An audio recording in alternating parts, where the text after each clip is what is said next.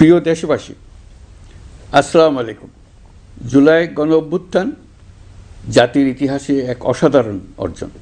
এটি অপ্রত্যাশিতভাবে জাতির জীবনে গণতন্ত্র, ন্যায় বিচার ও মানুষের অধিকার প্রতিষ্ঠার সুযোগ এনে দিয়েছে। এই লক্ষ্যে আমরা এর মধ্যে বেশ কিছু সংস্কার করেছি। আরও গভীর ও সুদূর প্রসারী সংস্কারের জন্য দেশের সকল রাজনৈতিক দলের ঐকমত্যের ভিত্তিতে জুলাই সনদ প্রণয়ন করেছে। এই জুলাই সনদ বাস্তবায়নের জন্য আপনাদের সম্মতি প্রয়োজন। এর জন্য গণভোটের আয়োজন করা হয়েছে। এই গণভোটে অংশ নিন, সনদে আপনার সম্মতি দেন। আগামী 12ই ফেব্রুয়ারি জাতীয় সংসদ নির্বাচনের দিনেই অনুষ্ঠিত হবে গণভোট। গণভোটে আপনি হ্যাঁ ভোট দিলে বৈষম্য, শোষণ আর নিপীড়ন থেকে মুক্ত হবে বাংলাদেশ। গণভোটে হ্যাঁ ভোট মানে তত্ত্বাবধায়ক সরকার ও নির্বাচন কমিশন গঠনে সরকার ও বিরোধী দল একসঙ্গে কাজ করবে। সরকার ইচ্ছামতো সংবিধান পরিবর্তন করতে পারবে না।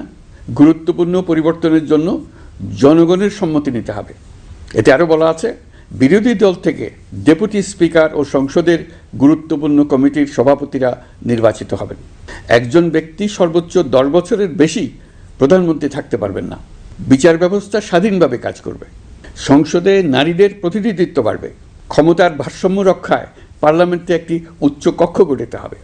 আপনার মৌলিক অধিকার আরও সুরক্ষিত হবে। রাষ্ট্রভাষা বাংলার পাশাপাশি অন্যান্য জাতিগোষ্ঠীর ভাষাও সাংবিধানিকভাবে স্বীকৃতি পাবে। দণ্ডপ্রাপ্ত অপরাধীকে রাষ্ট্রপতি ইচ্ছামতো ক্ষমা করতে পারবেন না। সব ক্ষমতা একজন প্রধানমন্ত্রীর হাতে থাকবে না। এবং এরকম আরও কিছু গুরুত্বপূর্ণ প্রস্তাব এর মধ্যে রয়েছে। আমি আপনাদের সকলের প্রতি আহ্বান জানাই, আগামী নির্বাচনে গণভোটে অংশ নেন। রাষ্ট্রকে আপনার প্রত্যাশা মতো গড়ে তোলার জন্য হেঁতে সিল দেন। নতুন বাংলাদেশ গড়ার চাবি এখন আপনার হাতে। হেঁতে সিল দিলে নতুন বাংলাদেশ গড়ার দরজা খুলে যাবে।